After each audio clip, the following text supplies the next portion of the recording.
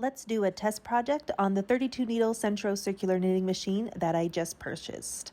This is my first project I have done on here. My mom actually sent me the link to 3 Magic Sheep Co.'s video on making a coin purse, so that's what we're gonna make today. Because it was an adorable video. I have it linked in the video description below. Go take a look at their page.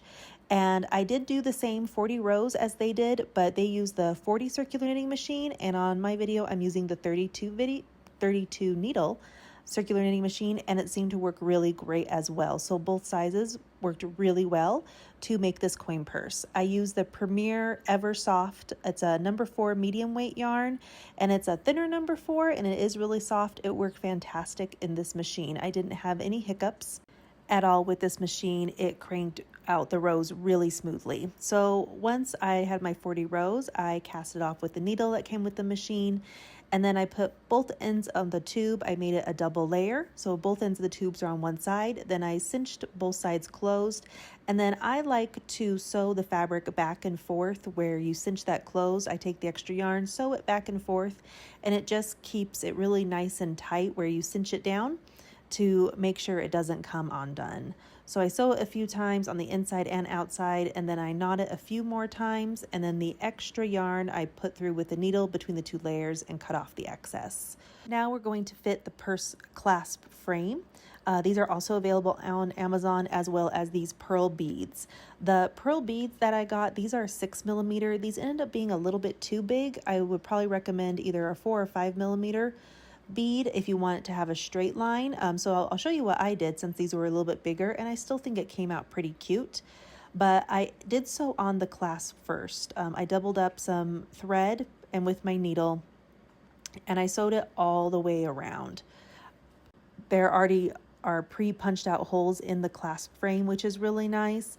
And so I sewed it in and out and all the way around first before I put on the beads. That just seemed to work the best for me, to do it this way and to make sure I kind of get the fabric even all the way around the purse clasp. And I sewed around this twice. I wanted to make sure I had the clasp attached to the fabric really well before I tried to add on the beads.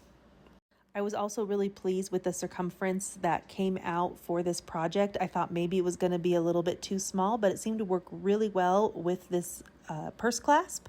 So I do recommend, if you wanted to make smaller projects, the 32 needle machine did work really well for that. But you could also use the 40 circular knitting machine as well.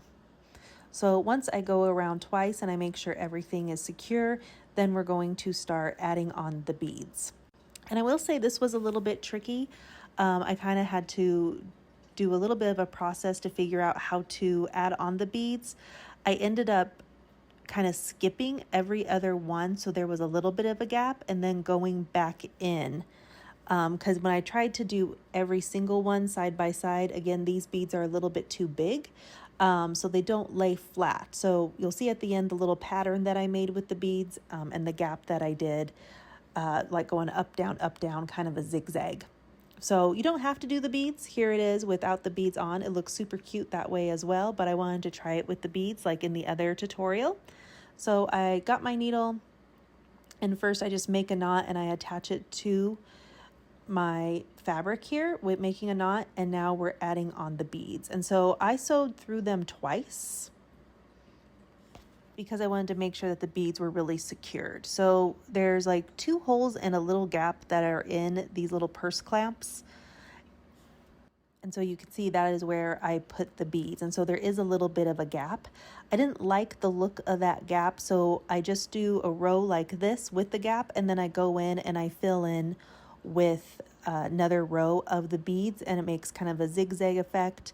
And I feel like if you got either a 5mm or a 4mm bead, I'm going to try that next. I have some more on order.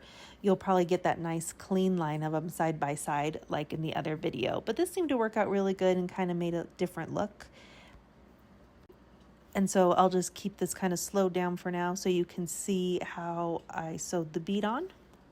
So I pretty much just go through one hole, put on the bead, and then I go back through the second hole, and then I go around and I wrap it around again on the inside, go through the first hole, back through the bead, and then through the second hole, just to make sure that the bead is really secured.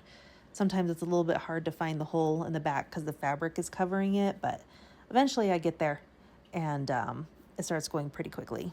So now I'm here at the very end doing my last bead, and now we're going to start filling in those gaps, going back around to the other side. And then you'll see as I start to fill in, at first it looks like the rows, it's going to make an even row, but then it starts getting tighter and tighter. So it ended up I have a row on the bottom and then a row on the top as I continue to go. So here it is, I'm about halfway done, and here's where it starts to get kind of tight, and then the beads are just starting to get too big, and there's not enough room for all of them to be straight. So what I decided to do is to kind of just go with it and do this kind of little zigzag pattern. And so I think it turned out pretty cute. And then to kind of keep them set in place, I did sew through them after I got both rows done. I went back and I sewed through the bottom row again and then the top row as well, just to make them nice and secure and tight so they weren't really moving around. And so here it is, the finished product at the very end. You do it at both sides of the clasp. Like I said, this part's optional. You could do it either way with the pearls or you could do it without the pearls. But once you are all done sewing them on, I just knotted, picked up some yarn, and I did a knot with my thread to secure it in place, and then I just fed it through between the double layers and cut off any excess. Thank you so much for watching. Please hit that like and follow button for more tutorials and videos and how-tos on Sentro circular knitting machines. Happy crafting!